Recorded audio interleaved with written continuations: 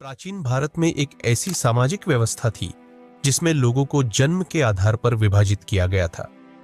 यह व्यवस्था 4 प्रमुख वर्णों में बटी थी: ब्राह्मण, क्षत्रिय, वैश्य और शूद्र।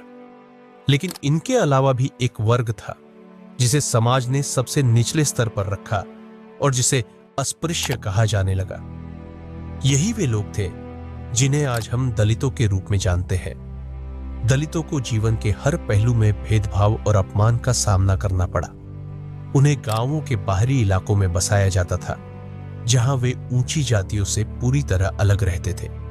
उनके घर कच्चे होते थे और समाज में उनकी स्थिति इतनी दयनीय थी कि वे आम लोगों के कुएं से पानी तक नहीं भर सकते थे। यदि गलती से वे किसी ऊंची जाति के व्यक्ति की छाया पर भी पड़ जाते तो इसे अशुद्ध माना जाता था और उन्हें कठोर दंड दिया जाता था। शिक्षा प्राप्त करना उनके लिए लगभग असंभव था। यदि कोई दलित व्यक्ति गलती से किसी धार्मिक ग्रंथ को सुन लेता तो उसे कठोर सजा दी जाती थी। दलितों को केवल समाज के सबसे निम्न स्तर के कार्य करने के लिए बाध्य किया गया। उन्हें सफाई करने, चमड़ा निकालने, मृत पशुओं को हटाने जैसे कार्य दिए जाते थे, जिन्हें समाज नीच मानता था।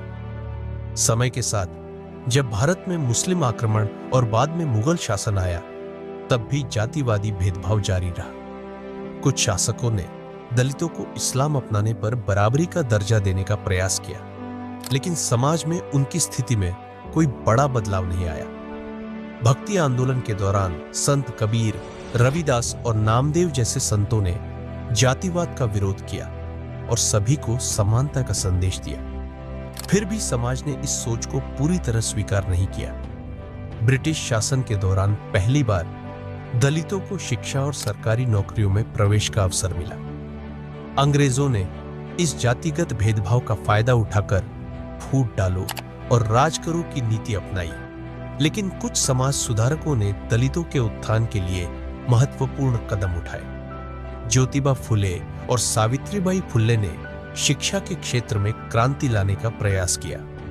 उन्होंने लड़कियों और दलितों के लिए स्कूल खोले। स्वामी विवेकानंद ने भी जातिवाद का विरोध किया और समाज में समानता की वकालत की। लेकिन इन सबसे बड़ा योगदान डॉक्टर भीमराव अंबेडकर का रहा। उन्होंने दलितों को शिक्षित होने, संगठित रहने और संघर्ष करने का संदेश दिया। उनके प्रयासों से भारतीय संविधान में दलितों के लिए विशेष अधिकार दिए गए, जिससे उन्हें शिक्षा और नौकरियों में आरक्षण प्राप्त हुआ। आज कानूनन रूप से छुआछूत समाप्त हो चुकी है, लेकिन क्या समाज में यह भेदभाव पूरी तरह मिट गया है? अभी भी कई गांवों में दलितों को मंदिरों में प्रवेश करने से रोका जाता है। उन्हें ऊंची जातियों के बराबर बैठने की अनुमति नहीं दी जाती और कई बार उनके साथ अमानवीय व्यवहार किया जाता है। हालांकि शिक्षा और सरकारी योजनाओं के कारण कई दलित परिवारों की स्थिति में सुधार हुआ है। अब वे डॉक्टर, इंजीनियर, प्रोफेसर और राजनेता बन रहे हैं। लेकिन मानसिकता में बदलाव अभी भी जरूरी है। डॉक्टर अंबेडकर ने कहा था, शिक्षित बनो, संगठित रहो, संघर्ष करो। यह सिर्फ एक नारा नहीं, बल्कि समाज को आगे बढ़ाने का रास्ता है। जब तक हर व्यक्ति को समान अधिकार और सम्मान नहीं मिलेगा, तब तक यह लड़ाई जारी रहेगी।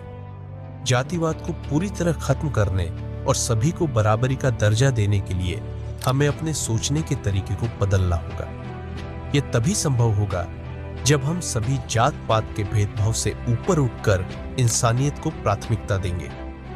भविष्य में एक ऐसा भारत बनाना जरूरी है जहां हर व्यक्ति को समान अधिकार मिले, चाहे वह किसी भी जाति या वर्ग से हो।